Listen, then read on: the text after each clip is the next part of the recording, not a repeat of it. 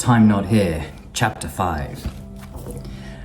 Over the next few days, Daniel spent his evenings researching psychopaths.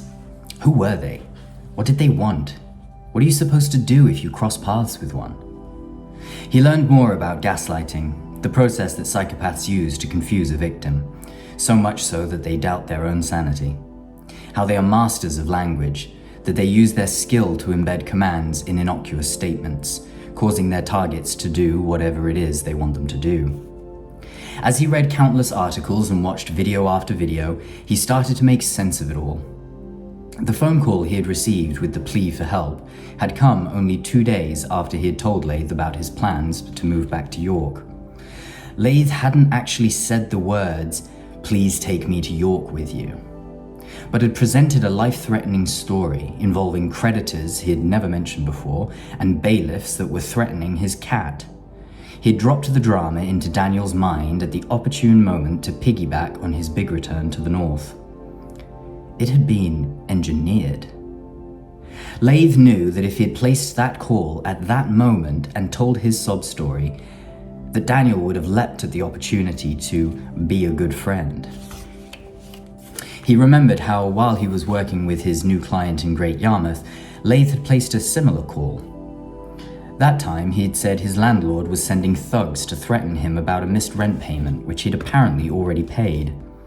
It wasn't a week later that Daniel had decided he really needed Laythe's help with the business.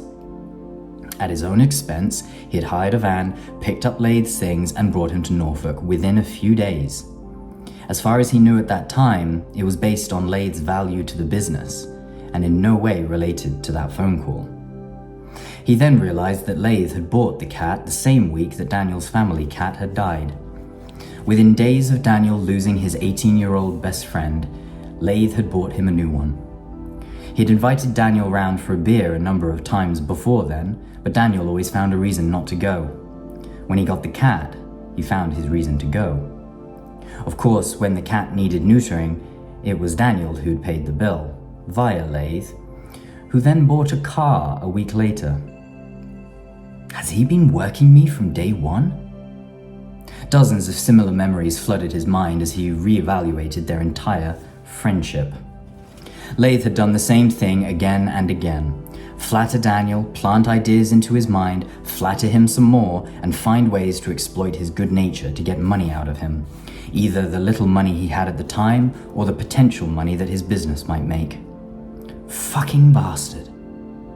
Daniel closed his laptop and lay down, firmly convinced that Laythe was indeed a psychopath. The threads had come together to reveal an expansive veil of lies. He still hadn't worked out what that whole trying to right a wrong statement was all about. He might have meant when Daniel slept with Sandra, or when he went to London and left him unemployed in Great Yarmouth. He even tried to think if there was any family feuds that he didn't know about. Maybe his parents had somehow caused Laythe's mother to disappear when she did. He had drunkenly ranted about his mother one night in Great Yarmouth.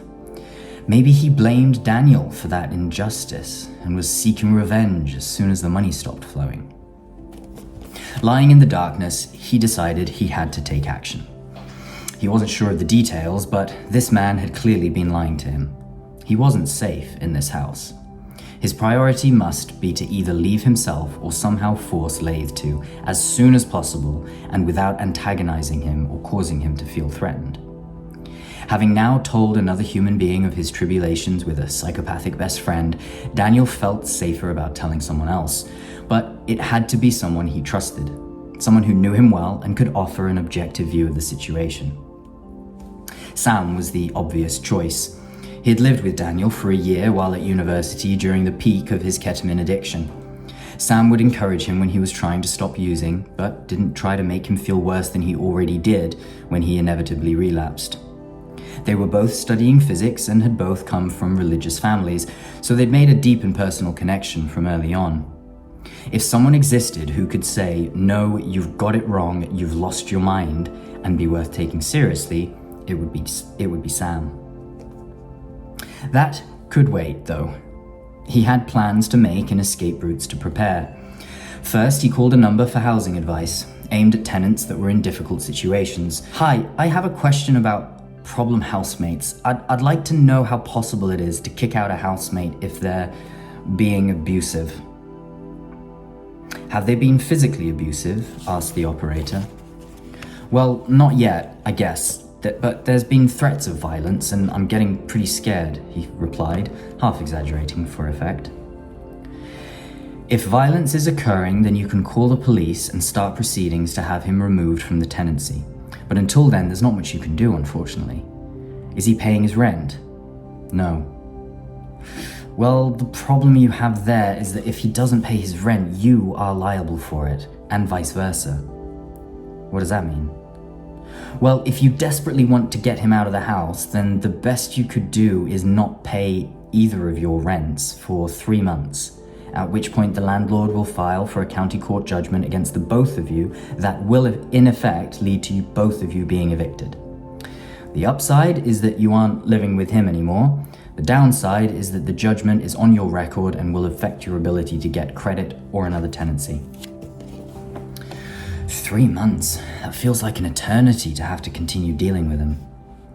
Daniel didn't care too much about the credit. He'd already screwed up his credit rating when he was broke and couldn't afford to pay his business loan. For him, the only important downside was having to live another 3 months in this nightmare before anything would change. He thanked the agent and hung up, then carried on researching. He considered packing up and leaving, accepting the financial hit of having to pay the rent anyway. But the idea of paying the rent for this man for another 11 months, while not even getting to live in the house that he's paying for, was too repulsive an idea to take seriously. Don't confront them, for God's sake, he remembered Eureka had stressed. This advice was matched by every single blog article and YouTube video that he saw in those next few days. As long as they think that you are still under their spell, they won't feel the need to escalate. If you challenge them on a lie or try to argue the truth with them, then they'll throw their A-game. Taking a break from the scheming, he turned his attention to the security of his room. In an emergency, he could jump out of his bedroom window and land on the lavender bush, without hurting himself too much. He could then run to a neighbor's house and call for help. He made a promise to himself that every night he would lean a wooden board against the door to make sure that if Laythe, God forbid, ever came into the room while he was sleeping, he would wake up from the sound of the board falling. When he returned to the articles, he learned that psychopaths spend a lot of time during the early days of meeting someone asking questions which, when answered, reveal the person's insecurities, fears, and values. They can then use this information as ammunition in future manipulations. If they find out that you feel guilty about a girl you cheated on, or that you stole money from your boss and regret it, then they'll choose the opportune moment to mention it and trigger that guilt whenever they want. Then they let that guilt morph into a desire to make amends, whilst giving you a hint of what action you could take that would make everything better. Whether by sheer coincidence or because Daniel was finally tuned into things, he got to see this tactic in action the very next day. "My brother's in real trouble, matey," Laythe started. Daniel knew his brother had a tough life. He'd been in and out of rehab and was once stabbed with a penknife while staying at the YMCA. "What's happened?" Daniel asked. "Well, you know how hard he's been having it since I left York the first time to come help you with your business in Great Yarmouth. Today, well, he's lost his job. He's been getting real depressed. I just spoke to him and tried to tell him not to worry, that I'd do everything I could to help him out, like a good friend would." Daniel felt a surge of blood to his hands and legs as his body prepared to fight. He knew exactly what Laythe was doing now. It was blatant, and with such false sincerity that Daniel struggled to contain his rage at this snake in the grass. Anyway, I told him that the least I could do was buy him a bit of food. 'Cause he's been eating fucking ramen noodles and he's just run out. "That's a good idea. So are you gonna order groceries online or something for him?" Daniel played along, saying what he would have said if this conversation had happened a few weeks ago. "Yeah, you see, he's run out of food today and he doesn't have anything for dinner. A grocery order would take, 3 weeks to arrive or some bullshit? So what are you gonna do?" "I don't know. What can I do?" He said it with resignation, then stared at the floor. waiting for Daniel to answer the question for him. Daniel stood in silence, holding his tongue from going into fully automatic mode, coming up with solutions, treating it like one of his physics problems. After a full minute of silence, Laythe flashed a glance over at Daniel. He had a confused look on his face, lasting only a second before shifting back to sad face. The silence was deafening. "Why don't you order him a takeaway online?" Daniel couldn't take it anymore. "They'll deliver it in like half an hour, and you can pay for it on the website when you order. Get him like a 16-inch pizza, and it'll last him a day or two." The problem solver had arrived. Laythe smiled and stood up with his arms raised. "That's an amazing idea. This is why you're the smartest person I know." As Daniel thought about that sentence and how the emphasis on "this" was so pronounced, Laythe froze and then yelled, "Shit! My bank card is still blocked from the bailiffs in Great Yarmouth. I can't access the money in that account without going to the bank and showing them my ID for a cash withdrawal. That'll tell the bailiffs where I live now, and then they'll come here and take all of our stuff. Damn it, that was such a great idea, Daniel." By this point, Daniel knew exactly where this was going. Setting aside the question of how Laythe has been buying wine these past few weeks if he can't access his bank account, he continued to play along. "Shit, what other options are there?" Laythe shook his head and looked off to the side of the room. "You tell me." It was said like he'd run out of ideas and was using the rhetorical cliche to express the sense of hopelessness he felt, but this wasn't a hopeless situation by any means. The glaring, obvious solution was that Daniel could pay for the takeaway himself, and Laythe could pay him back. Before all of this madness, Daniel would have gladly paid the £10 or so for the pizza, and not even asked him to pay him back. It would be a pat-myself-on-the-back moment of generosity that he could feel proud of. The solution was right there in the ether, and he knew that Laythe knew it too. He remembered a passage from a book he'd skimmed about power, or rather a line from the summary of the book. "The trick is to make your victims feel smart, and not just smart, but smarter than you are. Once convinced of this, they will never suspect that you may have ulterior motives." He was waiting for Daniel to have the idea so that he could make Daniel feel smarter. Worse, by not directly asking for the money, Laythe would be able to say that it was Daniel's idea all along. If Daniel tried to get the money back or used it as evidence that he was taking advantage of him, he'd have the deniability of saying, "It was your idea, matey." Fascination started to take the place of the fear and anger that had preceded it. Ever the scientist, Daniel realized that he had a unique opportunity to study the inner workings of a psychopath close up.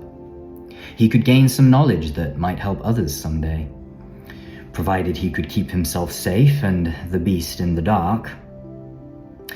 "Why don't I pay for it?" he said, after the silence had been too uncomfortable to endure any longer.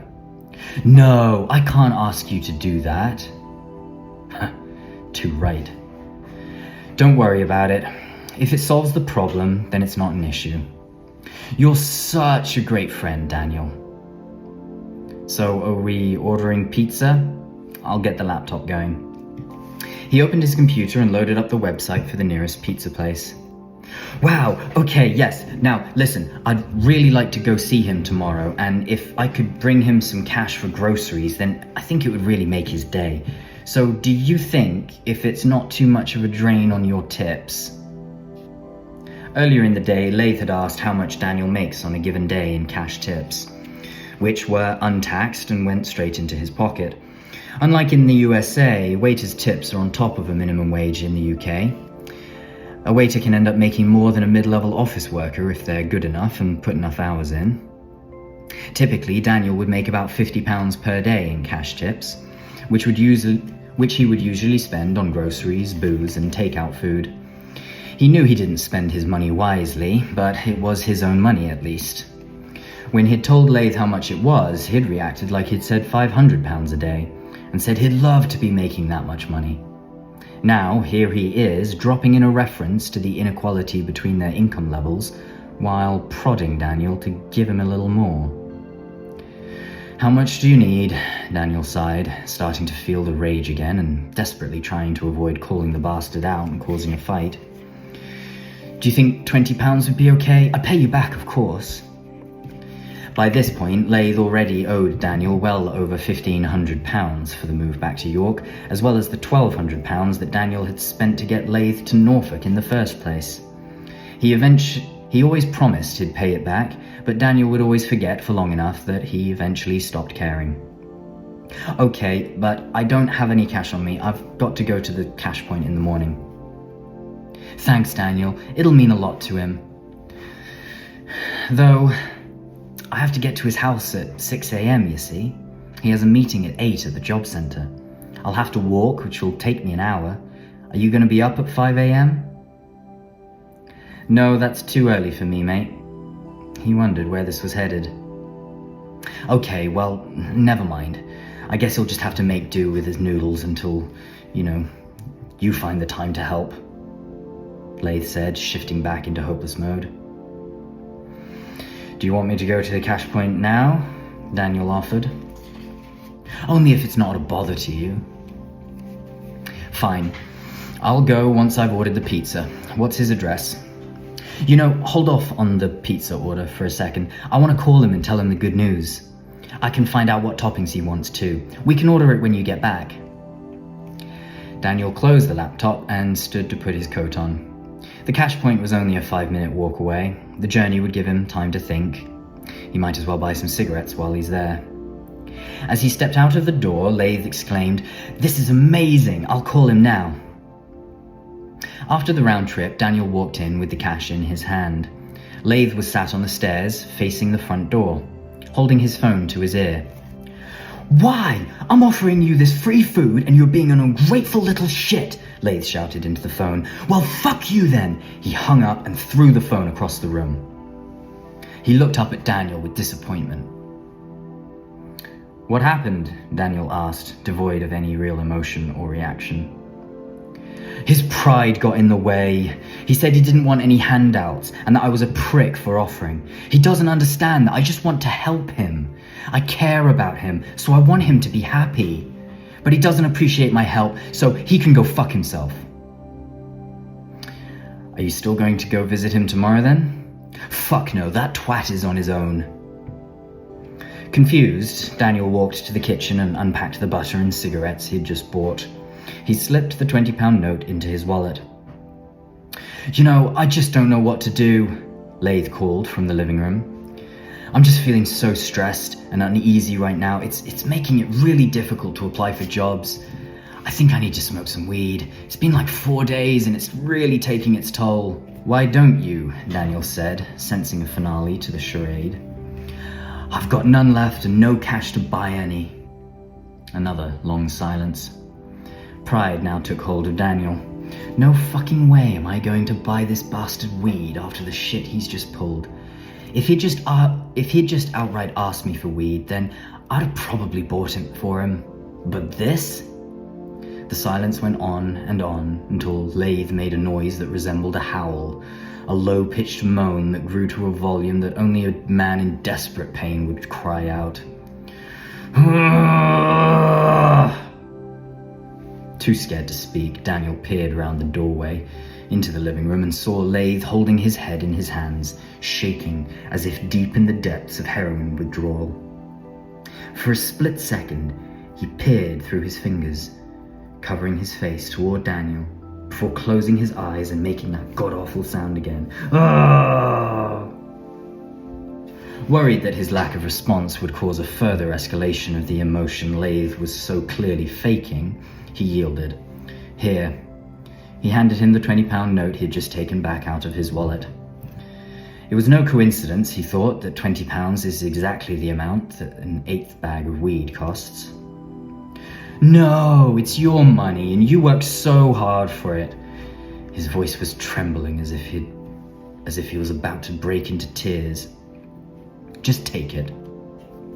"Daniel, you're such a good friend. I don't know anyone as generous as you."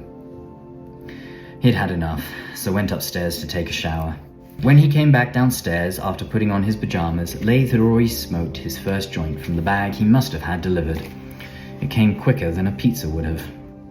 The living room TV was on, playing a BBC comedy. Daniel liked the show, so sat down and watched. Laythe walked in from the kitchen holding a tea towel and stood looking at the TV as he dried a wine glass. Watching one of the characters, he says, "Great acting, huh?" "Yeah," Daniel replies. "Not as hard as it looks, you know." Daniel's teeth clench. Laythe walks back to the kitchen and laughs out loud. Almost too easy. Thank you again for listening. That was chapter 5 of Time Not Here, my debut novel. I'd love to hear what you thought, what you felt, and join me again next time for chapter 6. Take care of yourself, take care of your family, and I'll see you again soon. Bye-bye.